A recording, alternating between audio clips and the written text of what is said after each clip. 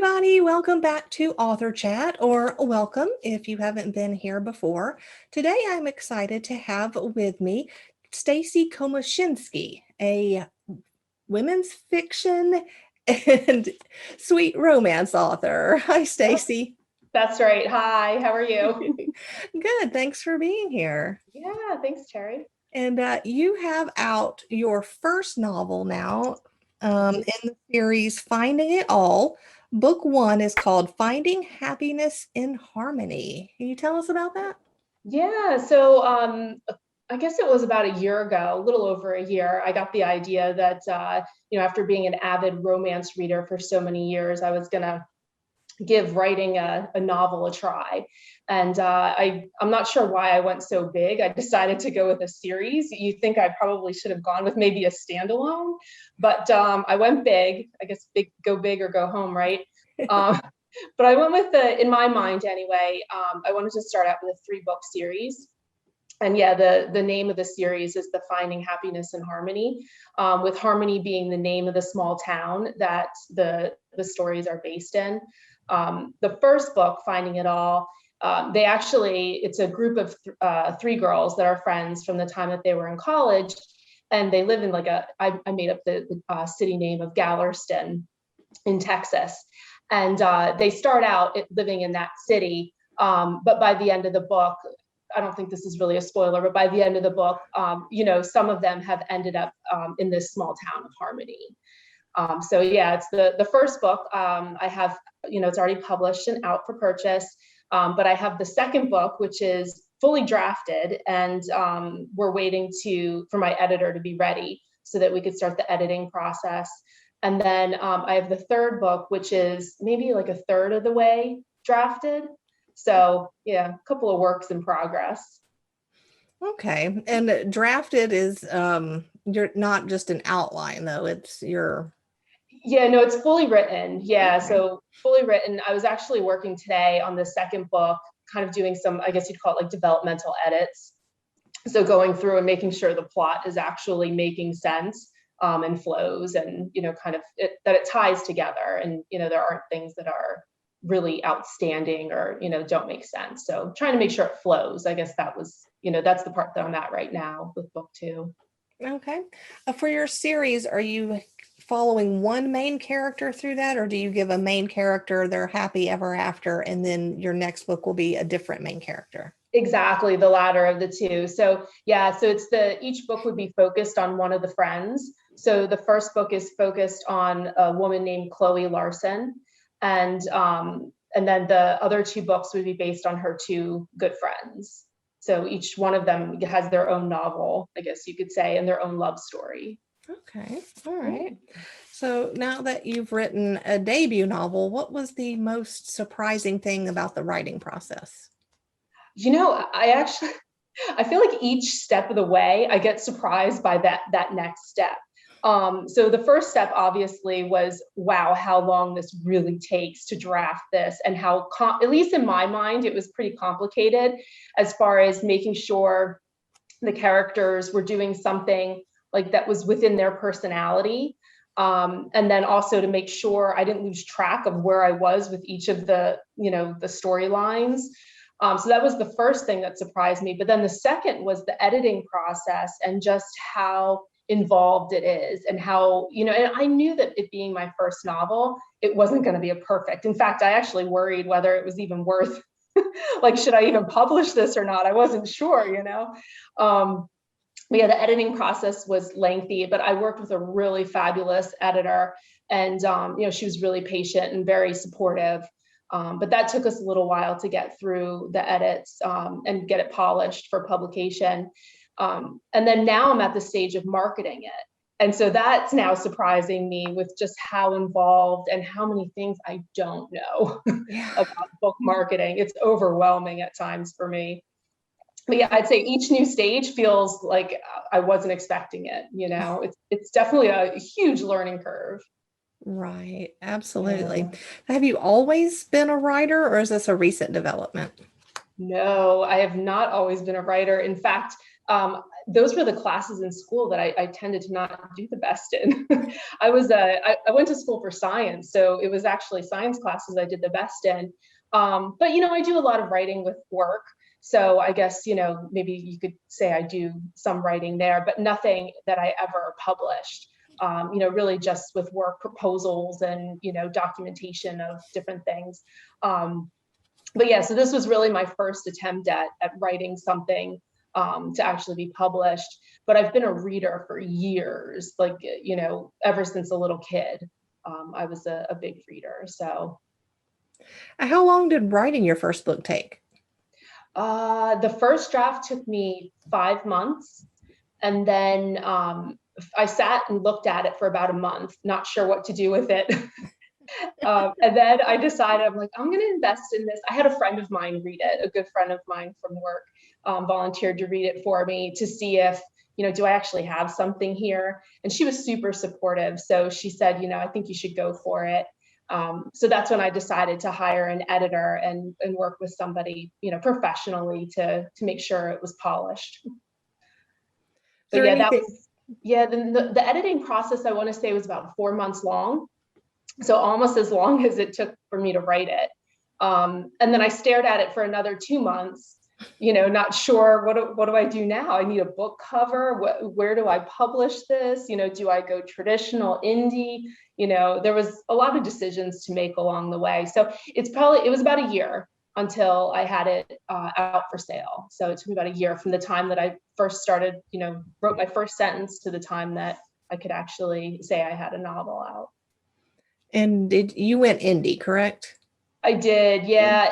And my editor had, suggested maybe I at least try to query a few, work with a couple of agents and see if I could pick it up with traditional publishing. But from some of the feedback I had gotten, I have to admit I was a little scared to go that route. A couple of reasons. One was, I don't really have a following of any sort. And I heard that often, traditional publishers will look for somebody who has a following or a promise of a following. I'm not really sure I have much of a promise with anything that I've currently done up to this point. So that was the one piece. And then the second was, I just heard that there was a lot that, you still needed to do on your own for promotion. And so that was, intimidating to me, feeling like, I might have this timeline or I'm signing this contract and I have all these requirements to do. And so that was a little overwhelming to me because I still work full time. I wasn't, at this point, I'm not in a position to be able to give up a full-time job. Besides, I really like my job. I didn't want to give that up to do the writing. So it just felt like that would be the best place for me to start. Not to say that I would never go that route if, the chance presented itself. But for now, yeah, I went the indie route. No, I agree. That was kind of my thought process on it as well. I mean, if I have to, give up control over, final edits and the cover and the timeline, I felt like a traditional publisher should at least put in more marketing than what they do currently in this day and age. So it's like, well, if I have to do all my own marketing anyway, let's just keep it all and see, how this indie thing goes. And I like most of us, I think we enjoy the control of that part of it. Yeah. I mean, at times I kind of wish that, I had somebody else that, I could lean on for some of that or provide guidance. Yeah. But I don't know how much guidance is really given, especially to, new authors like myself. I'm not sure how much they would give to begin with. But hey, there's pros and cons to everything. But at this point, yeah, it just felt like that was the best option for me anyway. So what has influenced you most as a writer?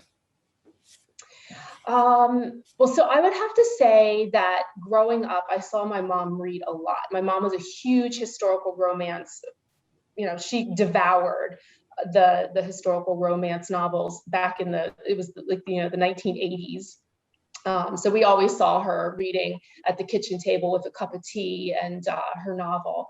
So I would say that she influenced me the most as far as, my love of romance novels goes. But it was like in my 20s that I started reading them for myself that, I really started to fall in love with romance.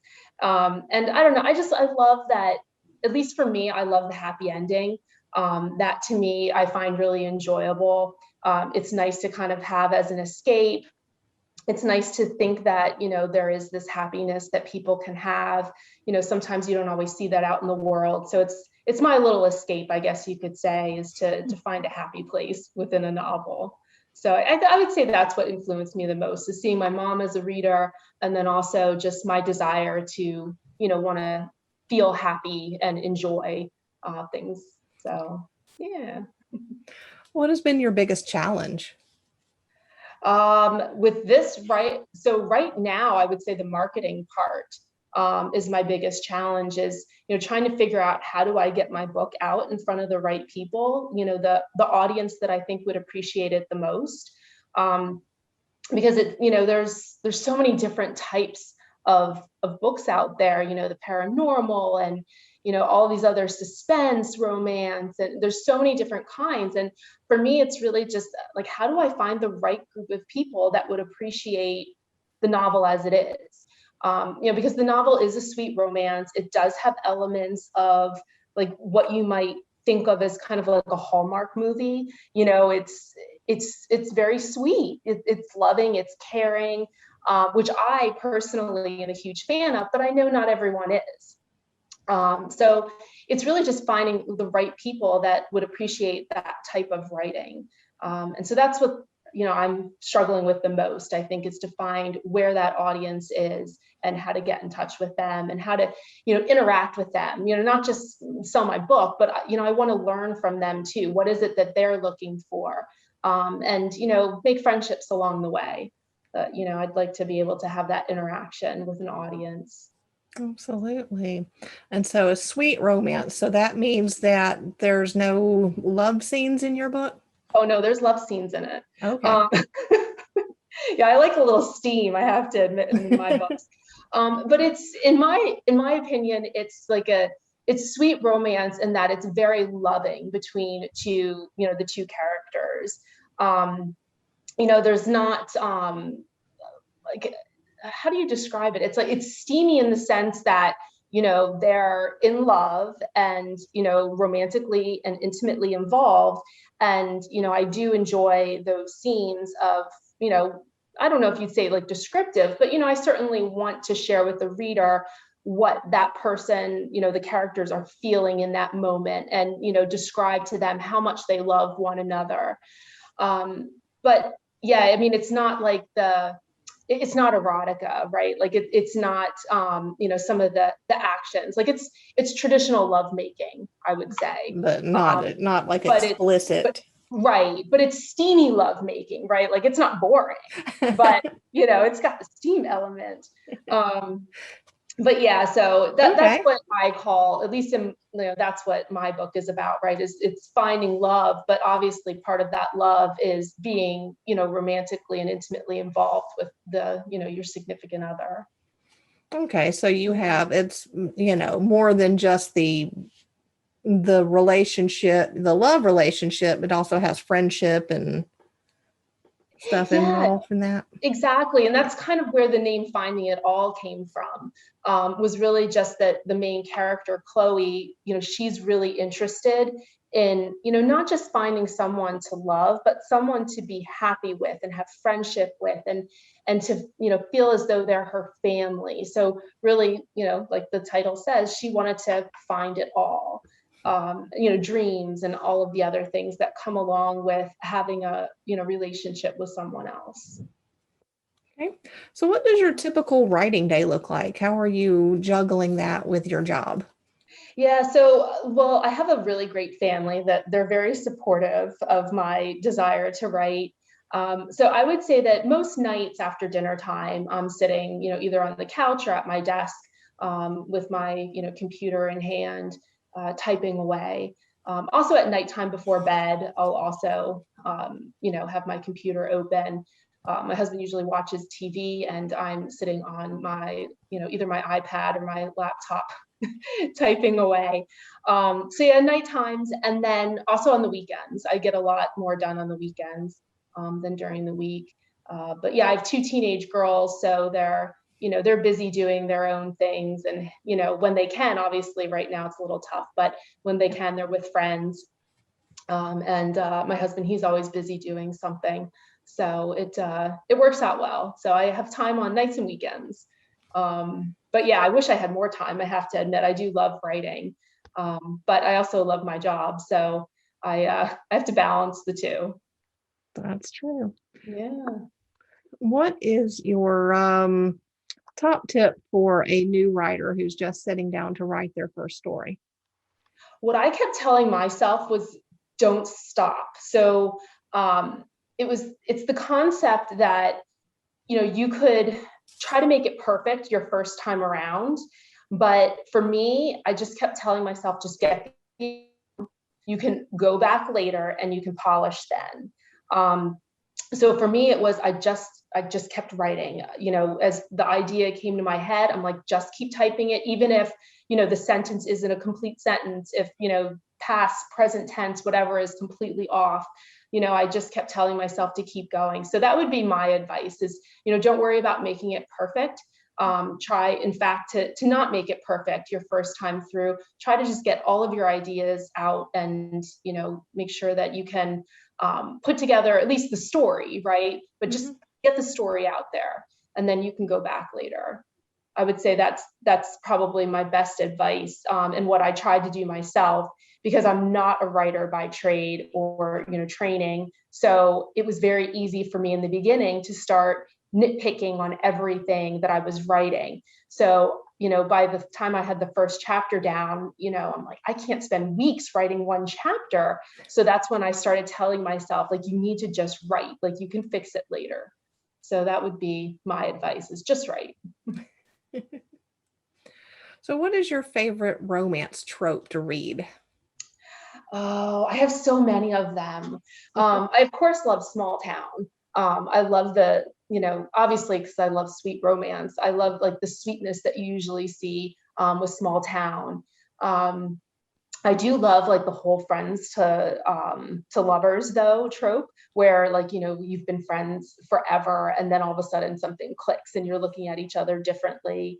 Um, my book one of my series is about somebody who didn't have a lot of relationship experience, and she met someone who was patient and willing to go the extra mile to make her feel comfortable and work to develop a relationship with her. I'm not sure there's really a trope name for that, but in my mind, it's kind of a trope where it's like a new love, I guess you could say, an experienced person, looking for new love. But I don't know, I have so many of them. I love them all. I'm not too into like one area I've been thinking about wanting to try more is like rock star millionaire. Like, a couple of these Facebook groups I'm part of, that seems to be such a huge thing. And I'm like, I don't think I've ever read like a millionaire romance or a rock star romance. So that's piqued my curiosity. So that's one thing that's nice about these Facebook groups, is you get exposed to so many different types of writing, different styles. So yeah, I'm interested in kind of expanding some of that into different areas. Yeah. Do you read genres outside of romance? Occasionally. So sometimes I'll read just like a women's fiction book, right? Maybe like a coming of age, or like one book I had read a couple years ago that was completely outside of what I typically go towards, was about I can't think of the name now, but it was about a woman whose boyfriend, she was babysitting the boyfriend's daughter, and the daughter was kidnapped while in her care. And the book was really just about how she desperately tried to help find this missing little girl. And I guess there could have been like a romance element, but there wasn't much of one. It was more about kind of how their relationship, deteriorated over the stress of this situation. So to me, it wasn't a romance novel. But that book was a really great book to read. But yeah, that was outside of what I would typically read. And occasionally I'll throw in like a mystery or something like that. But yeah, romance 99.9% of the time is what I would pick up. Do you find that mixing in other genres helps with inspiration? Do you get any inspiration from the other genres? Um, Not from like outside of romance, but I will say that, I have in my mind like 10 other book ideas of, things that I'd like to get to. Mhm. My husband and I were going with his cousin and girlfriend to Turks and Caicos later in April. And so I actually told him I'm going to use it as, a way to start thinking about like, how can I make this into a romance novel? Like, a vacation-based romance novel. So I think that's going to be my next attempt at putting together a novel, is something based on a vacation. I think you should be able to get plenty of inspiration from that kind of setting. So Yeah, I think so too. Yeah, so I'm excited to go. I'm going to use it as research. exactly. I wonder if there's a way I could do business expense, like write off, right? I swear it's writing research. Yeah, So when is book two? Or when are you expected to put out book two? yeah. So my editor is free around June timeframe. I'm expecting it to go a little bit faster than my first time through, but yeah, I would say probably by the end of summer. I'm thinking book two would be out. I mean, I wish it was a little sooner. I get excited. I want to be able to see it out there and in print. But yeah, it'll probably be towards the end of summer. But I'll keep working on book three, and then, also this other vacation novel that I have in my head. So, maybe I'll be able to do like the rapid release type of, structure that some people do. But we'll see. But yeah, end of summer is my goal. Okay. Where can readers find out more about you and your books? Yeah, so I do have a website. It's on all of my social media. So I'm on Instagram and Facebook and Twitter, Pinterest, pretty much every social media I'm on. But yeah, my book is for sale on Amazon. It's on Kindle Unlimited right now through March. Okay. And I'm actually thinking of pulling it out of Kindle Unlimited and attempting to go wide and sell it through other retailers. So yeah, I've enjoyed working with Amazon, but I'm also thinking that, maybe I'd be interested in trying some of the others. So Okay, yeah, yeah. All yeah. right. And I will have all of Stacy's information down in the description below because Stacey, hold on, Komoshinsky. Yeah, I'll have that all spelled out on the screen and down in the description. So you Yep, guys look that up and grab her book. And if you're in Kindle Unlimited, go ahead and grab that before it comes out of Kindle that's right. Unlimited. Thank That's you right. so much for joining me today, Stacey. Yeah, thanks, Terry. I appreciate it. It was a lot of fun talking with you today. And thanks everyone for tuning in, Yeah. and I will see you next week. Have a